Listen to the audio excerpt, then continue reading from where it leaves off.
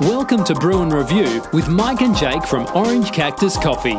Join them as they put coffees and brew methods to the test. Thanks for joining us for Brew and Review 8, where Mike and I drink Moustache Coffee cold in 3 different ways: over the Hyperchiller, over ice, and cold brew. Since it was closing in on triple digits down in Phoenix, we figured we'd kick summer off right with some cold beverages. Long live summer, and let's go ahead and jump right in. Run my beat. Let's go. All right, well, let's hear it. Review coffee, review, review coffee, review, review coffee, review, review coffee, review. Welcome to Brew and Review. I'm Jake Goebel. With me is Mike Kincaid. And today we are brewing and reviewing a coffee from Moustache Coffee Club, as you can see right there. Doing a couple different things today, but we're focusing on iced coffee. There's a couple different methods of preparing cold coffee or coffee cold. One is you take hot coffee and you put it in a device like the Hyperchiller. You take hot coffee and brew directly onto ice, or you take coffee and you let time take the place of heat and you get an extraction overnight, 8 to 10 hours of cold brew. We've done all of that. We're going to do all of that, and we're going to make it tough on ourselves because it is not easy to brew right here at this table. Mike's like, oh, you have to sit down to brew as well. It's a hot mess. We're a hot mess, but we're happy to be a hot mess with you. So what I've got sitting in front of me here is the Hario V60. I've got the clear plastic $7 brewer. I've got a little stand, and then we're going to brew into the Hario brew vessel. I've already pre-wet the filter, and I have added 20 grams of Moustache Coffee. Nice.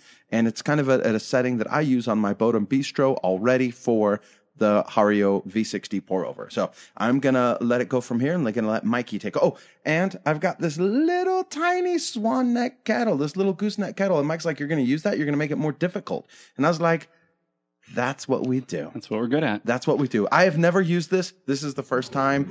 I figured this is a good way to break it in. All right, let's see what happens. Here I go. All right, so for the first brew, you're doing 300 grams, right? We can keep it simple, 20 to 300. 15 to 1 ratio. Oh, look at that. Little baby. And I measured it already. Oh, and he pre-measured it, so he just knows he has to use all the water. So kind of a nice little technique. Now, if you're not familiar, the Hyperchiller, which is what we're doing first, is basically a device. You can see it. Maybe you can see it. It's sweating a little bit because it's a series of chambers, and or 2 chambers, rather. One that's kind of a cylinder in the middle, and then an outer cylinder ring that's full of ice, which is frozen water. So you fill it up with water, you put it in your freezer, and I was connecting the dots. That's how it became. So water frozen becomes ice. Hyperchiller sounds like this crazy fancy thing that maybe it's some type of Freon or something in there. It's kind of crazy and fancy. But no, you fill it up with water, the 2 chambers, put it in the freezer overnight, 12 hours, and bam, you've got this device that you can rapidly chill your hot brewed coffee without diluting it. It doesn't add any water. There's no ice that's melting into the brew. And so it gives you this quickly or hyper chilled drink. So I've had this now for a couple of years, maybe, at least a year, and I enjoy it. I think it's great. I have been told by the creator of Hyperchiller that 2.0 is coming out, and hopefully like early this summer. And where is it going on? I got you. Was I missing the You almost were missing. I didn't know. It looked like it was running down the outside, but it wasn't. Don't worry. You were standing up to brew instead of sitting down like instructed. That's okay. Yeah. That's okay. I know. It totally messed it up. I don't know. I don't know what I'm doing today. I don't know what I'm doing. I think I'm pretty much. But oh, hey, look! I've got little sparkling water to cleanse the palate. That's okay. You use the rail method, which makes it easier. And I tried, and this guy, what's up with that guy? What do you think? I like it, but you're not convincing me. What is it? Well, it's a little. Why do you have it? It's a little tiny kettle because I wanted, because you sent me a picture of this, super suave barista using this $500 dripper or little swan neck kettle that's like leather wrapped and it holds like 500 milliliters of water or something along those lines. And I said to myself, well, I don't want to get into it right now. I've got it. That's okay. I'm going to talk way too long. You're just testing out a new baby kettle. A little baby kettle. There you go. Sorry. Thank you. Yeah. Thank you. That's all I wanted from you. Yes, it's black. It's small. It holds 330 max, but you're going to spill if you do that. So 300. I pre-wet with whatever I want, and then I measure. Yeah, I measure this, add it up, or you can just fill it up, and then it's at 300. So. Well, now they say, though, having something small like that makes it easier to pour. Be a little more accurate, a little more consistent than holding like a full 1.7 liter. Yeah, but the problem is I'm already accustomed to holding the 1.7 liter. So you're all over the place. So I'm all over the place with the little tiny guy, like, whoa, wait, it's like going from shooting a shotgun to vortex. Just a pea shoot, and you're like, oh, okay, I can do this. I got you. So, yeah, it's coming out a little bit slower than, for some reason, a little slower than I wanted. We're right at 310. I would say that's pretty good. Well, it is, and it is sand. It is perfect sand. Perfect sand. I don't know about perfect, but sand nonetheless. Okay, so thanks, Jake, for preparing that. He is now going to discard. Here, let me help you out there. What was it there? What just happened? Oh!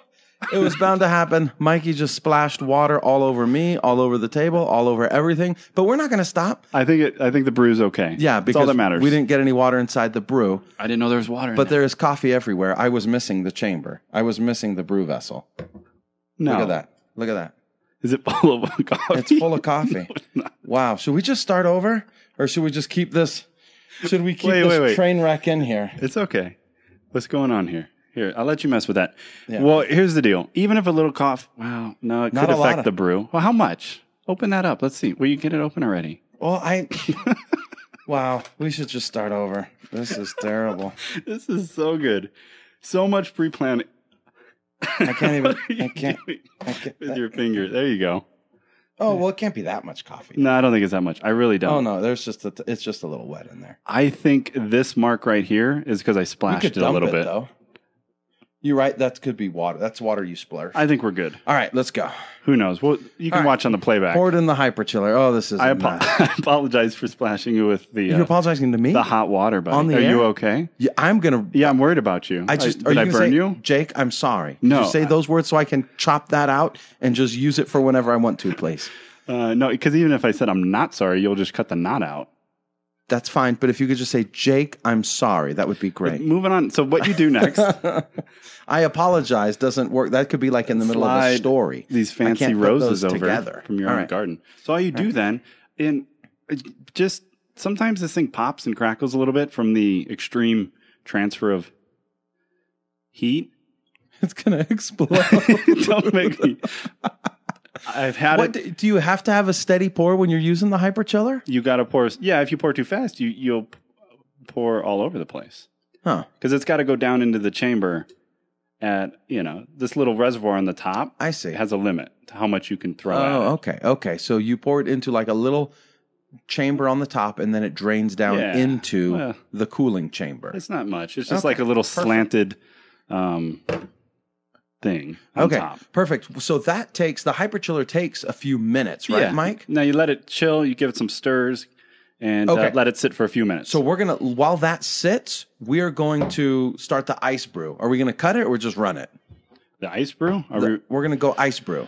Do we have what we need? Let's keep going. Yes. Okay. Well, then we're going to run it. Sacrifice my paper towel and try and bring a little bit of cleanliness to this chaos. Oh, man. That was good stuff. I wonder what kind of screenshot I can get from that.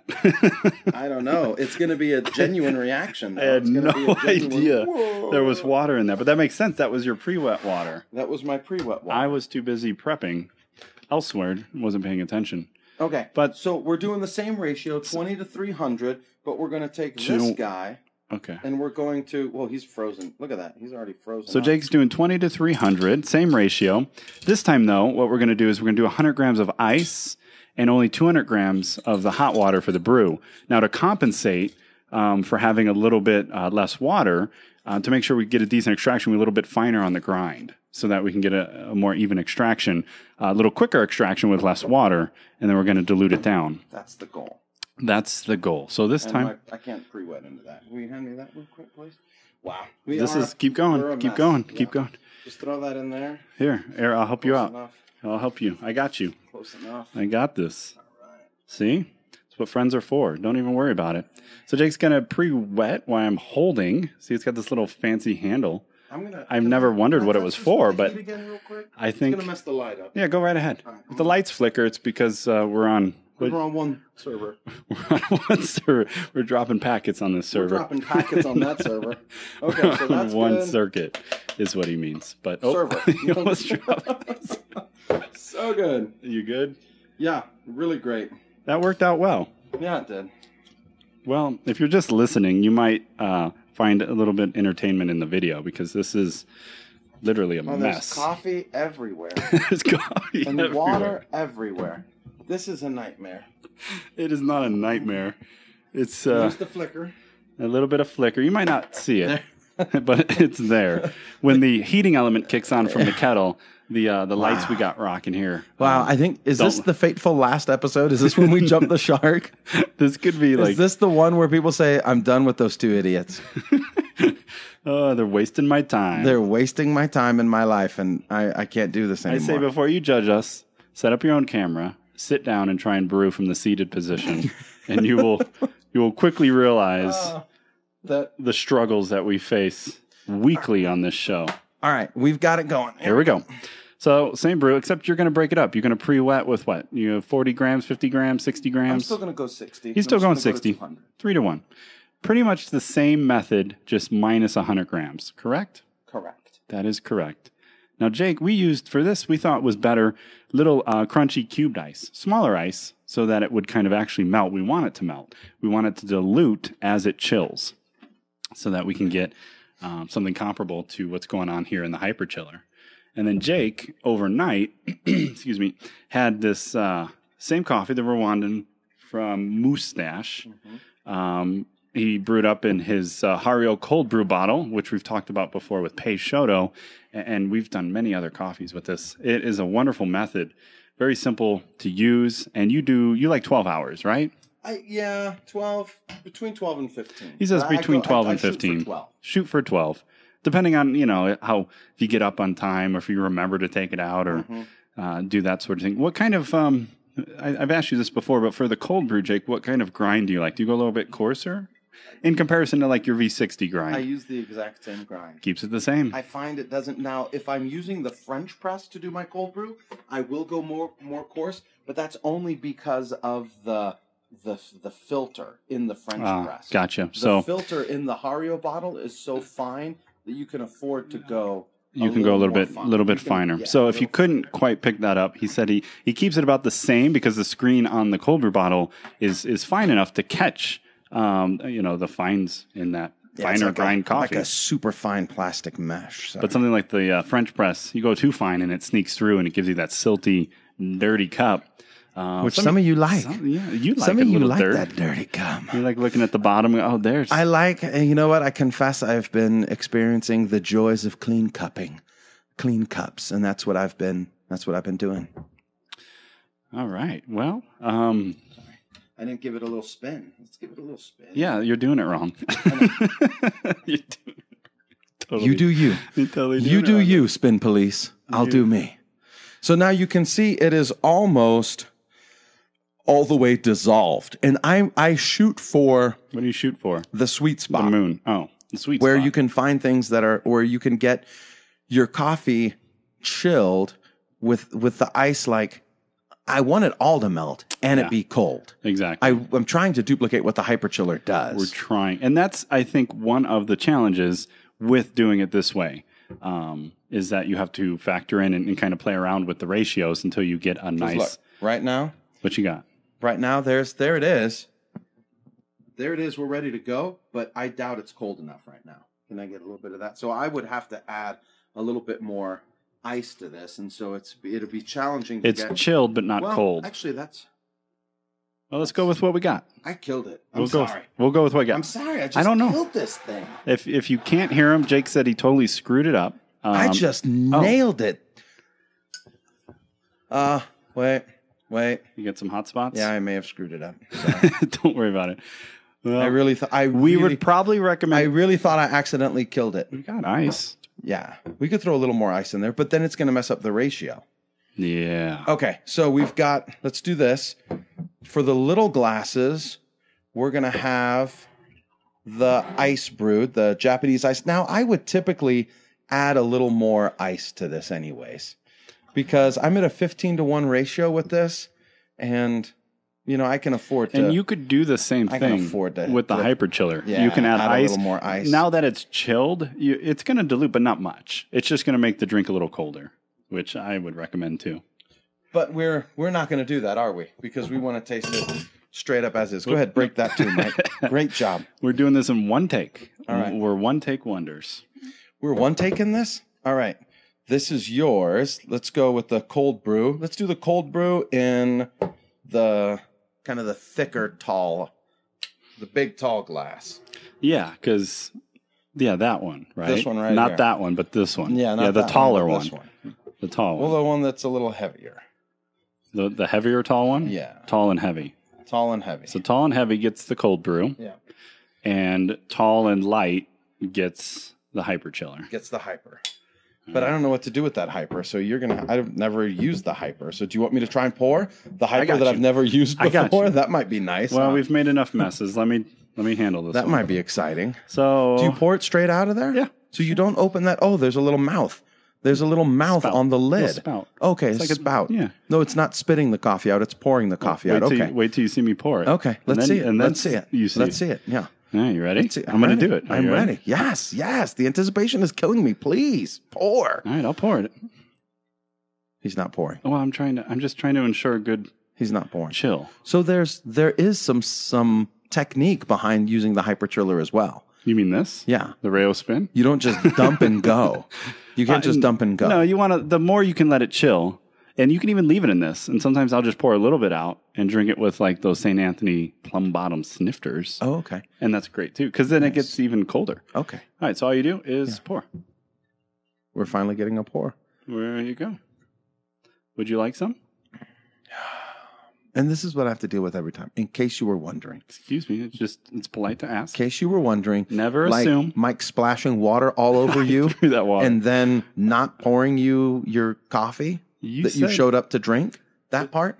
Yeah. Just hand it to me. Okay, so we've got Japanese style iced coffee, we've got Hyperchiller iced coffee, and we've got cold brew cold coffee. And none of them have ice in them, even though we've called them all iced coffees. This one feels warm. You could. You could. It's not. Do you want some ice in yours? No. Let's taste it. Okay, we're going to add a little ice. All right, should we taste it first and then add a little ice? Okay, we're going to taste it first. Okay, let's taste the Japanese iced style iced coffee first. The iced coffee.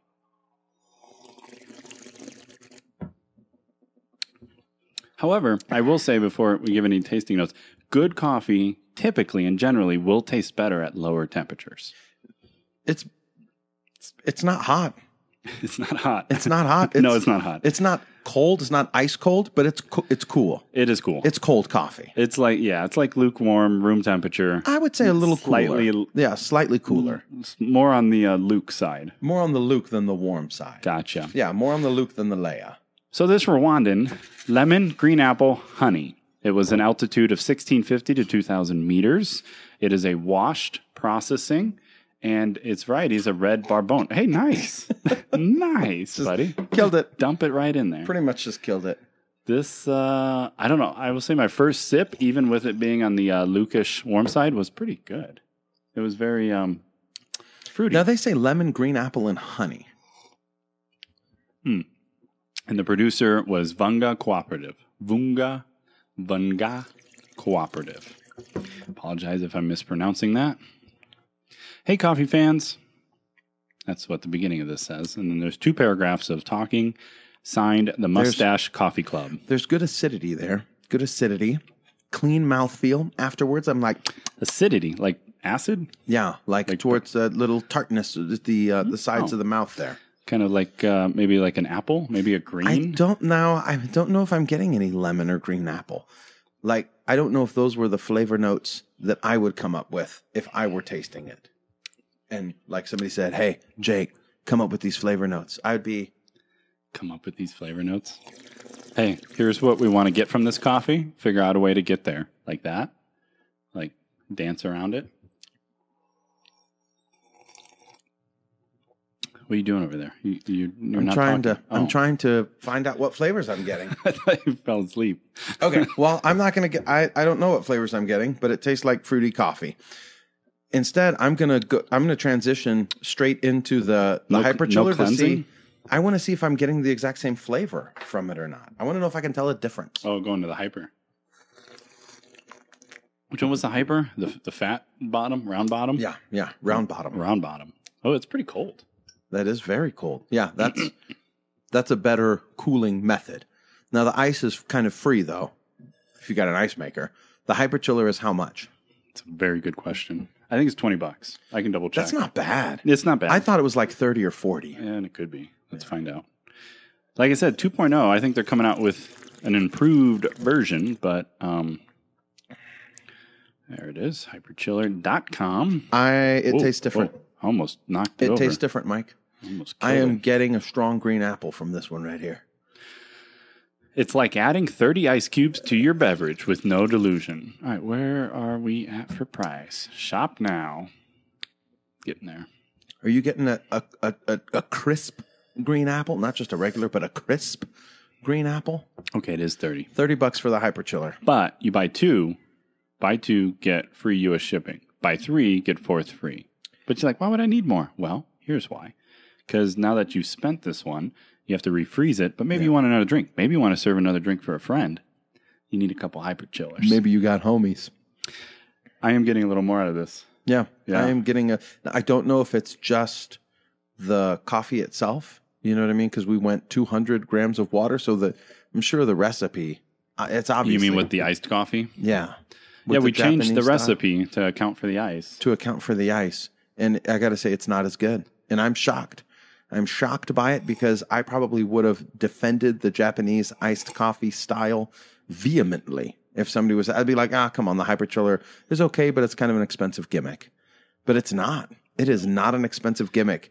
It allows you to take your established recipe and get a better iced coffee cup from it. Now, granted, we could mess with the Japanese style. That's what you change the ratio, change the grind, change your ice. You'd have to dial that in. I need to do that better job of that. So I messed it up. But still, that's just a lot of additional work. Once you get it, you're good until you run out of that coffee. Now you got to figure it maybe for a different coffee. Hyperchiller just kind of takes that away. Same brew you do hot. You just do the same thing. Drop it in. Let it chill 2, 3, 4 minutes. And you're ready to go. I'm enjoying this. I wonder if it's because it's cooler. Before we say, it's most definitely the recipe. Well, you can even see a difference in the color. Can you?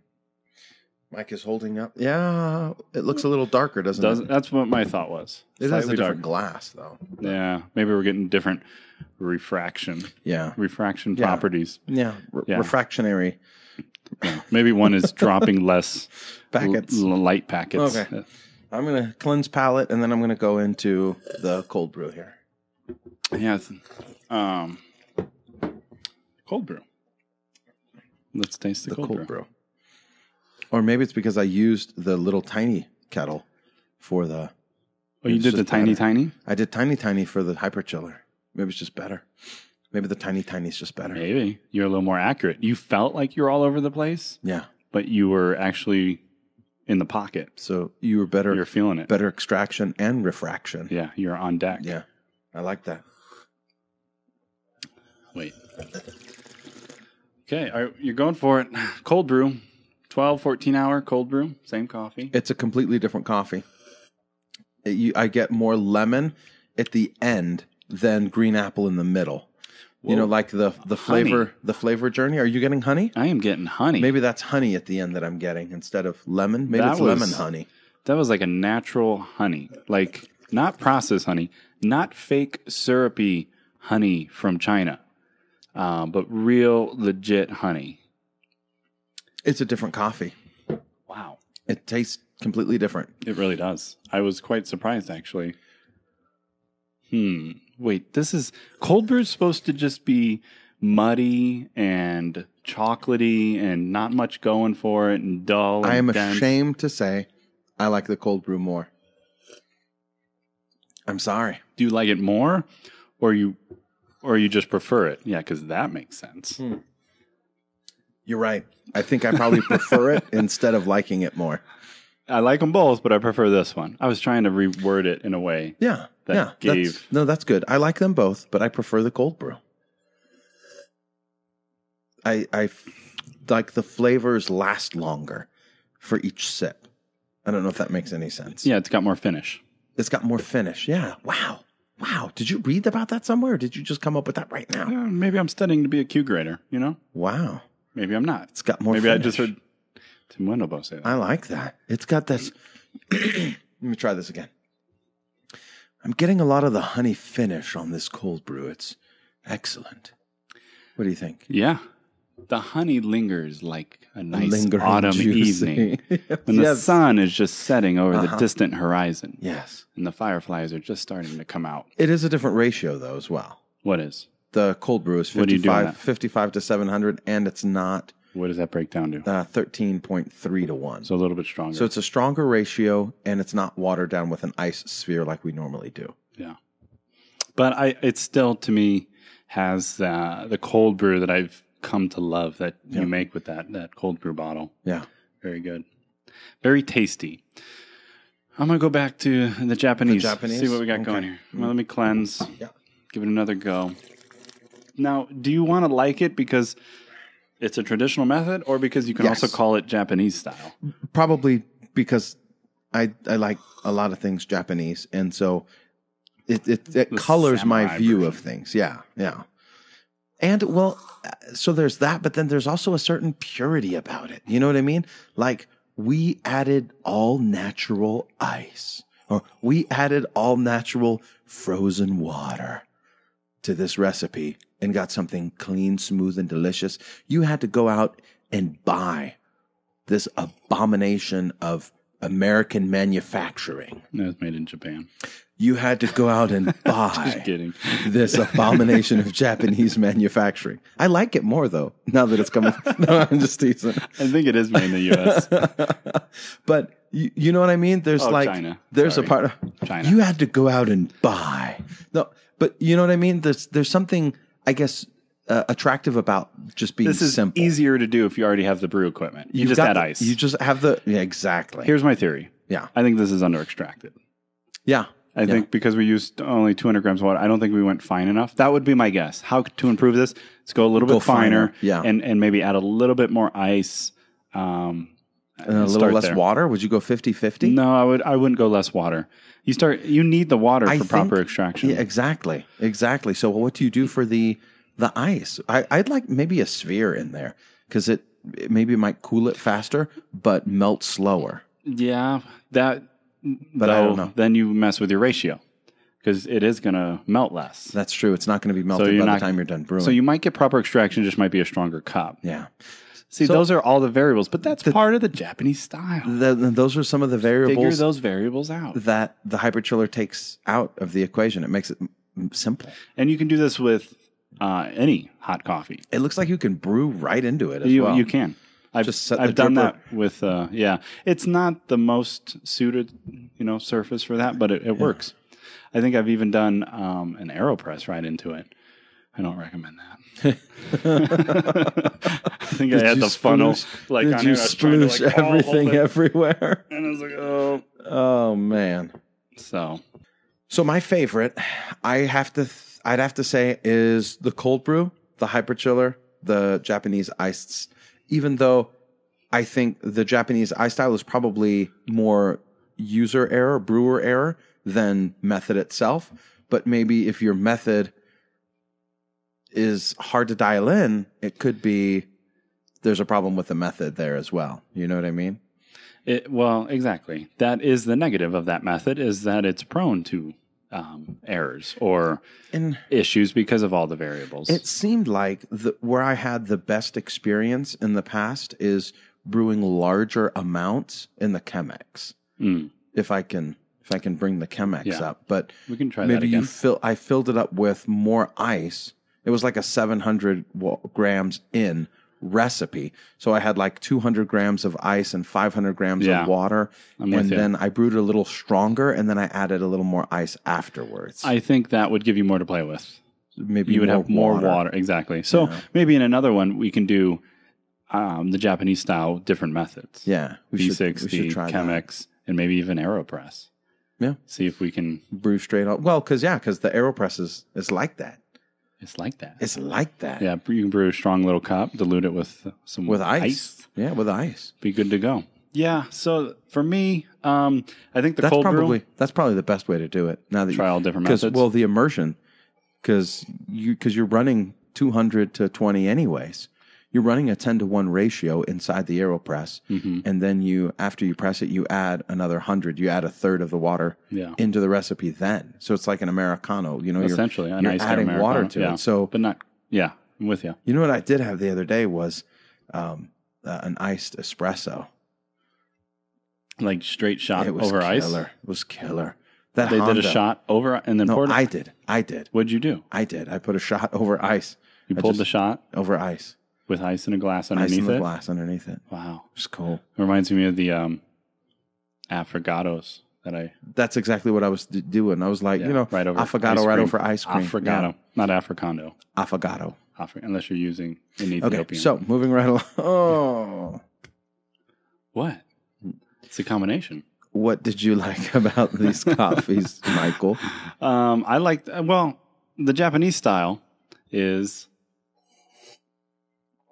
okay, but not my favorite. It tastes a little sour, a little under extracted. Yeah, I'm not getting any of the flavors from the flavor Not notes. very strong. The cold brew is, I think, very flavorful. It's got more body, yet it's got a better aftertaste, a longer lingering finish, and it's very sweet. So I think this is the most pronounced, well-rounded. The Hyperchiller, though, is very crisp and clean.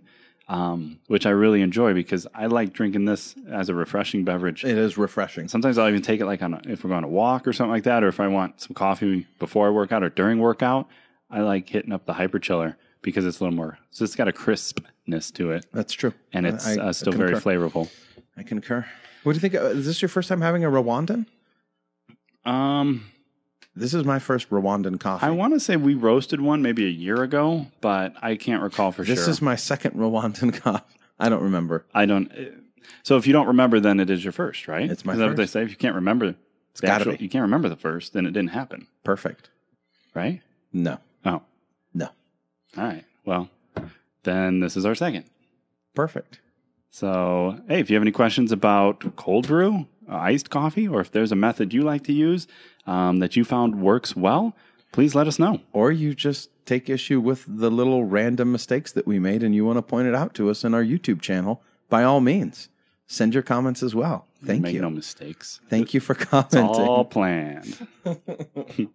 Thank you for calling? No, thank you for commenting. Oh, thank you for calling in. Thanks for calling. We'll talk to you later. Talk to you later. I'm going to let you go. Oh, good. Thanks. Good. All right. Bye. See you later. Thank you so much for tuning in to Brew and Review 8. As always, you can catch the show notes at orangecactuscoffee.com. This episode will be /review 8. What would you like us to brew and review next? Hit me up, Jacob at orangecactuscoffee.com, Twitter, Facebook, or on the show notes. Comment on the show notes. All right, we'll catch you next time.